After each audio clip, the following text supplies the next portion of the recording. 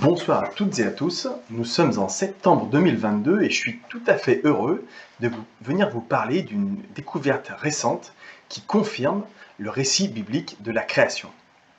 Alors pour ceux qui ne seraient pas familiers avec ce récit biblique de la création, eh bien c'est tout simple, c'est si vous lisez le livre de la Genèse dans la Bible de la façon la plus simple et la plus directe, eh bien vous arrivez à la conclusion que Dieu aurait donc créé l'univers et tous les êtres vivants il y a à peu près 6000 ans. Il les aurait créés de façon séparée. Alors si ce récit est exact, eh bien on devrait normalement en trouver des traces. Et aujourd'hui, je viens vous parler d'une découverte donc récente en génétique qui vient confirmer ce récit de façon tout à fait admirable. Alors, il s'agit plus précisément d'étudier l'ADN de nos mitochondries. Alors, pour ceux qui auraient regardé l'épisode d'Adam et Ève, vous vous souvenez peut-être que cet ADN a des particularités spéciales qui font qu'on a pu construire une sorte d'arbre généalogique qui conduit au fait que tous les êtres humains vivant actuellement, eh bien finalement, descendraient d'un ancêtre commun qui, d'après les hypothèses des taux de mutation basés sur la théorie de l'évolution, aurait vécu il y a peut-être 200 000 ans. Alors cette découverte est déjà assez remarquable, puisque finalement, on pourrait la faire coller assez facilement avec le récit biblique de la création.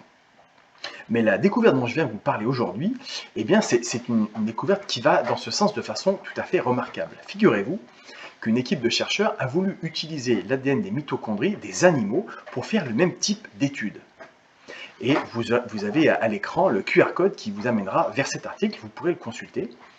Et je vous en livre directement une des conclusions, ou la conclusion principale, c'est que finalement, en étudiant l'ADN des mitochondries des animaux, on arrive exactement à la même conclusion, à savoir que chaque type d'animaux pris séparément, donc l'ensemble des chats, l'ensemble des chiens, l'ensemble des chevaux, enfin bref, et bien finalement, tous ces types d'animaux ont des ancêtres communs qui apparemment ont vécu exactement au même moment, à la même période, que cet ancêtre commun universel des êtres humains. Donc si on résume, ces découvertes récentes montrent que tous les êtres humains et tous les animaux, finalement, auraient des ancêtres communs qui auraient vécu en même temps dans un passé assez récent. Donc c'est déjà tout à fait remarquable comme découverte.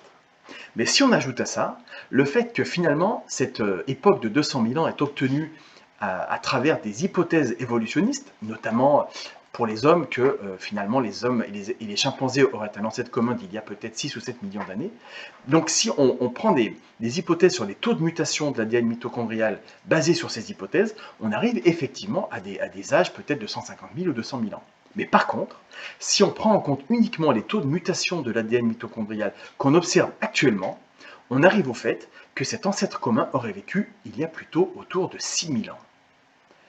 Donc si je résume, les recherches en génétique et cette dernière découverte en particulier, qui date de 2018, eh bien, nous conduit à la conclusion que tous les êtres humains et tous les animaux, finalement, viendraient d'ancêtres communs qui auraient vécu il y a 6000 ans.